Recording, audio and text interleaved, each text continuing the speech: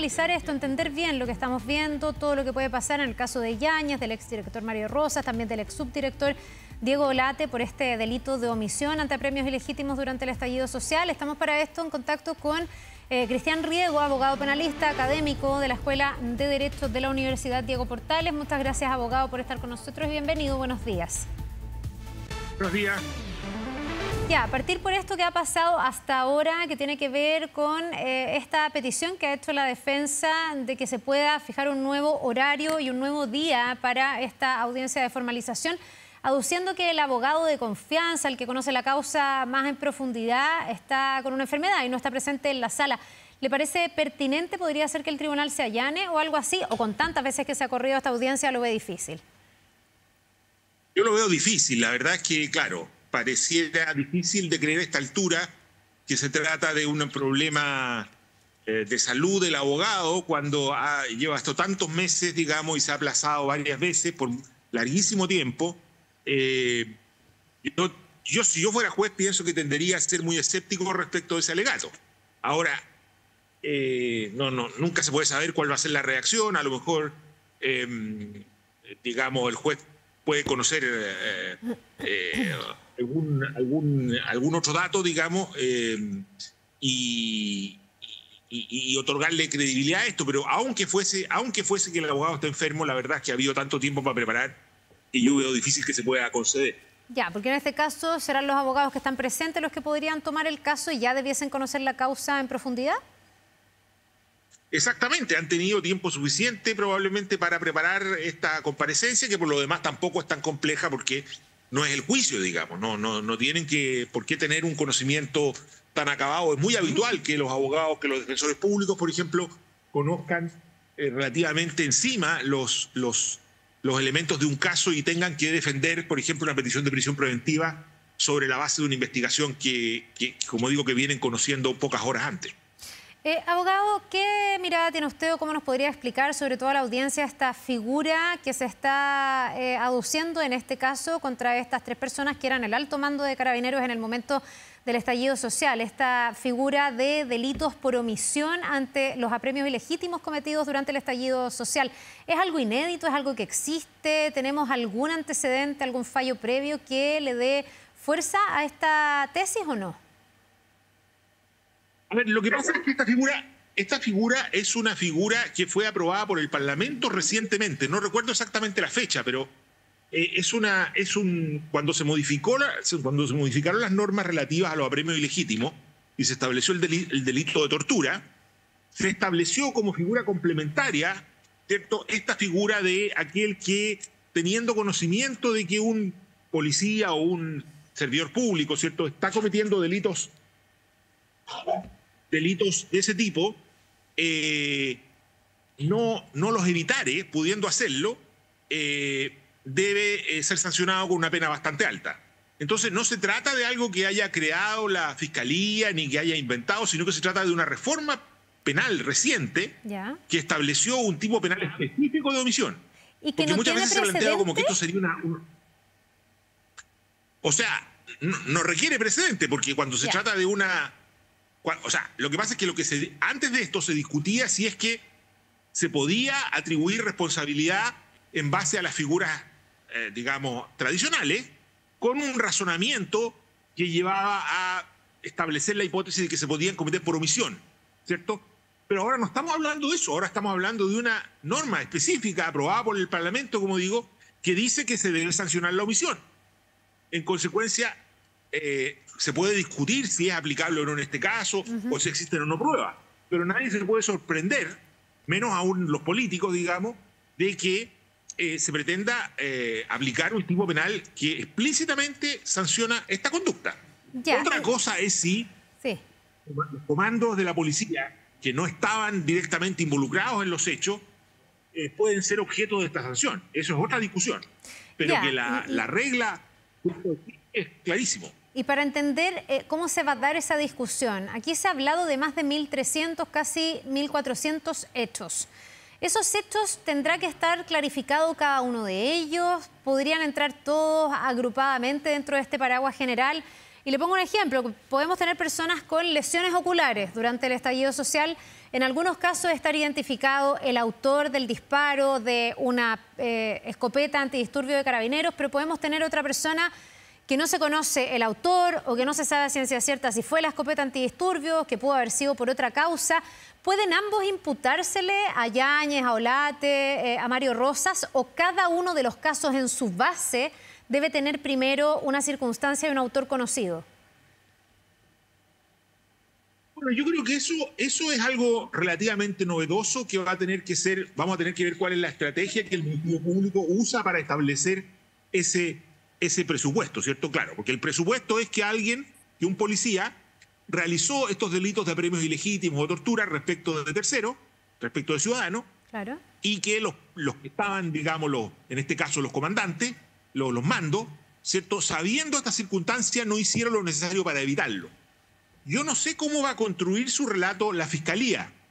Supongo que va a elegir algunos casos más o menos indubitados, por ejemplo, casos en los que ya ha habido condena, o en los que el hecho, digamos, de, por ejemplo, de las lesiones oculares producidas por disparos de la policía son hechos que están probados ampliamente. No creo que vaya a entrar a pretender probar cada uno de los casos, digamos, porque sería realmente, creo que innecesario y muy largo, pero puede tomar un conjunto de casos, como a nivel de una muestra, digamos, y probar esos, que como digo, en algunos casos además ya incluso hay sentencia, y a partir de eso, ¿cierto?, pretender demostrar que los mandos sabían de la producción de estos hechos y que no evitaron, por ejemplo, el uso de ese tipo de armas o ciertas modalidades de comportamiento policial que llevaban a esa consecuencia. Yo creo que ahí está la gran discusión, de si este tipo penal se aplica a estas circunstancias, digámoslo así, más mediadas, donde los mandos, digámoslo así, no están interviniendo directamente en el momento del hecho, sino que más bien se enteran probablemente con posterioridad y pudiendo realizar cambios en el comportamiento policial, no los realizan. Por ejemplo, prohibiéndoles que usen ciertas armas o prohibiéndoles que usen ciertos métodos de control del orden público. Me quedan dudas respecto a ese punto, pero antes le quiero preguntar de nuevo por el tema de la cantidad de casos. ¿Eso es relevante para saber lo que finalmente podrían arriesgar como eventual condena estos tres ex altos mandos de Carabineros? Porque supongamos, yo no sé cuántos son, pero si hay una cantidad de casos acreditados, súper demostrados y que sea difícil llegar a desmentirlo por parte de la defensa. Supongamos que de los 1.300 hay 100, 200 casos. ¿Es distinto tener 200 casos que tener 1.300? Y se lo pregunto porque eso habla de qué tan generalizado o no era el uso de ciertos elementos, como por ejemplo la escopeta antidisturbio. Entonces no sé si se pueden agrupar en grandes números sin tener la comprobación de cada uno de los hechos. ¿Me explico? Claro, yo creo que, o sea, no sabemos cómo se va a presentar en esto el caso de parte de la Fiscalía. Yo creo que ellos deben tener planteada una estrategia, pero en realidad, si usted se fija, además, no hay aquí necesariamente que probar un caso, sino que probablemente varios. O sea, me refiero en el sentido de que tienen que haber algunos casos en los que se produjo este resultado, o sea, por ejemplo, personas que resultaron heridas producto del uso de escopetas con balines en los ojos, que luego demostrar que los comandantes supieron de la producción de este resultado y que luego permitieron que se continuara realizando esta conducta, y en realidad los casos por los cuales ellos debieran responder es por los casos posteriores. O sea, cuando se continuó con esta práctica, hubo nuevas personas que fueron heridas y ellos podrían responder respecto de esas nuevas personas, porque de las primeras, ¿cierto?, cuando ellos se enteran por primera vez de que está ocurriendo esto, no serían responsables, según entiendo yo. Por lo tanto, va a ser muy interesante ver cómo despliega la Fiscalía su estrategia. Esto no es fácil, digamos. Porque si uno lee la ley, podría entender que la ley lo que está sancionando directamente es aquel que está presente. O sea, yo soy, supongamos, un capitán de Carabineros, y veo que un subordinado está golpeando indebidamente a una persona, y no lo evito, ¿cierto? Claro. En ese caso es relativamente fácil. Pero en este caso estamos hablando de los mandos, de mandos que no dan instrucciones tan precisas, sino que lo que hacen es que evalúan lo que ocurrió, por ejemplo, en una manifestación, ve que allí se produjeron cierto tipo de heridas y cuáles son las decisiones que toman para el futuro. Entonces, ahí es donde yo creo que va a haber una discusión. O sea, no sabemos cuál es la estrategia que va a usar la Fiscalía y no sabemos tampoco cómo los jueces van a evaluar la posibilidad de que se dé esa responsabilidad en esas condiciones.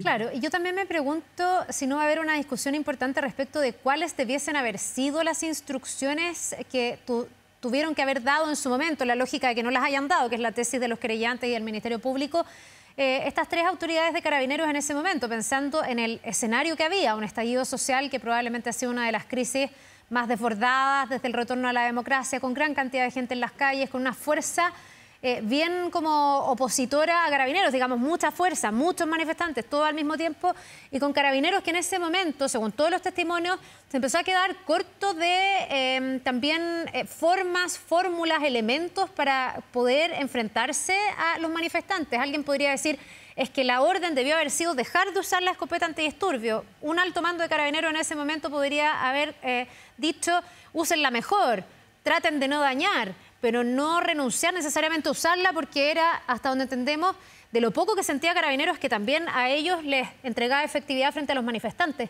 ¿Eso va a ser una discusión? ¿El contexto del estallido que finalmente se sale como de la lógica? No sabemos cuáles son exactamente las pruebas que tiene la Fiscalía. Yo entiendo que la Fiscalía debe tener algunos documentos, por ejemplo, que muestran que los mandos sabían los resultados que producían ciertas medidas, por ejemplo, el uso de estas escopetas, ¿cierto? Sí. ¿Qué tan sistemático eso era? ¿Qué tan previsible era que se iba a volver a producir en un segundo momento? ¿Y qué medidas tomaron, si es que tomaron algunas, para tratar de evitarlo? Yo creo que eso, supongo yo, que sobre eso debe haber alguna documentación. También debe haber algunos testimonios, lo que los propios mandos de policía y otros policías contaron a los fiscales cuando fueron interrogados, ¿cierto?, respecto de cuáles eran las instrucciones que se le habían dado, de cómo se habían producido los resultados dañinos, digamos, en las personas. Todo eso va a ser objeto de la prueba, por una parte, y por otra parte de luego una discusión jurídica de si esas pruebas, en el caso de existir, y en qué modalidad, encajan o no en la descripción que la ley hace de estas conductas.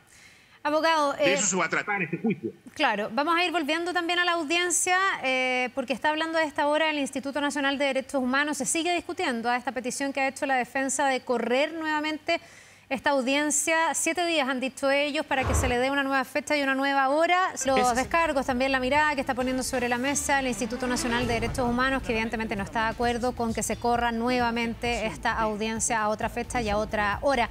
Volvemos con el abogado Cristian Riego, estamos conversando en torno a esta formalización y lo que va a pasar.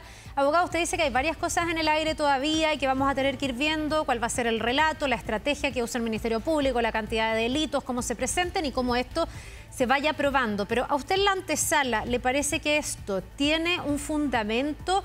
Aquí recordemos que el propio general Yáñez, gente de la oposición, acusaba una persecución política contra estas figuras de Carabineros. ¿A usted le parece que hay un fundamento jurídico para que se lleve adelante esta audiencia de formalización, después eventualmente el juicio también? Yo creo que la Fiscalía tiene buenas razones para perseguir estos delitos. Y me parece que yo diría que son dos las más importantes. Por una parte, hay aquí una práctica bastante importante en términos de número de heridas muy graves, estoy pensando sobre todo en las pérdidas oculares, ¿sí? Que son muy difíciles de hacer vista gorda desde el punto de vista de la Fiscalía. O sea, aquí algo pasó inapropiado, o sea, se dispararon balines a la cara de personas, estas perdieron su visión, y esto se reiteró durante bastante tiempo y resultó ser algo bastante masivo. Son cientos de personas que sufrieron esto. Entonces la Fiscalía por ahí, yo creo que ineludiblemente tenía que perseguir esto más allá de los casos individuales. Tenía que buscar patrones más o menos permanentes, digamos, y buscar responsabilidades institucionales. Me parece eso indudable. Por otra parte, tenemos que la legislación, el propio Congreso Nacional, dictó hace poco una ley que establece este delito que sanciona no solo al policía que comete los abusos, sino a aquellos otros, y especialmente los mandos, que permiten que esto ocurra sin actuar. Entonces yo creo que la Fiscalía y cualquier fiscal, no creo que haya nada de político acá, creo que cualquier fiscal de cualquier lugar del país no le quedaba otra que perseguir. Recordemos además que en este caso no es que al fiscal Armendáriz o a la fiscal Chong se le haya ocurrido esto. Estas fueron una cantidad de querellas que llegaron a la Fiscalía Nacional y el fiscal nacional le encargó al fiscal Armendáriz acumular todos estos casos y perseguirlos. O sea, él y la fiscal Chong estaban cumpliendo órdenes del superior jerárquico, porque precisamente aquí hubo una situación que es considerada tanto a nivel nacional como internacional, digámoslo así, a lo menos yo diría muy sospechosa, ¿cierto? Ahora, que haya responsabilidad en concreto y que haya, digamos, y que los tipos penales se apliquen y puedan ser sancionados los mandos de Carabineros, es lo que vamos a ver en el juicio. O sea, yo creo que la Fiscalía tiene muy buenas razones para perseguir y para buscar el camino de encontrar aquí responsabilidades, pero también hay que escuchar a la defensa y los jueces van a tener que aplicar la ley de manera imparcial. Entonces yo, como digo, no conociendo todavía el detalle y no conociendo las pruebas, a mí me parece que yo diría que es un juicio que es esperable que tuviera lugar. Creo que habría sido malo para el país que este juicio no tuviera lugar, porque habría quedado una sensación de impunidad sin que se pudiesen examinar los detalles de lo que ocurrió. Y las personas que sufrieron estas lesiones tan graves, que van a condicionar su vida futura, ¿cierto?, se quedarían con la sensación de que esto no se indagó apropiadamente y profundamente. Y me parece que lo que estamos viendo es que vamos a ver un debate. La Fiscalía va a presentar la mejor versión posible en contra de los mandos de Carabineros, y los mandos de Carabineros podrán presentar su versión y al final tendremos una decisión que ojalá sea percibida por todos como legítima y como apropiada. Bien, pues le quiero agradecer, Cristian Riego, abogado, penalista, académico de la Escuela de Derecho de la Universidad de Diego Portales, como siempre, por ayudarnos a entender lo que estamos viendo en esta audiencia de formalización que a esta hora está comenzando ahí en el Centro de Justicia. Que le vaya muy bien, que tenga un buen día. Igualmente. Gracias. Nos vemos.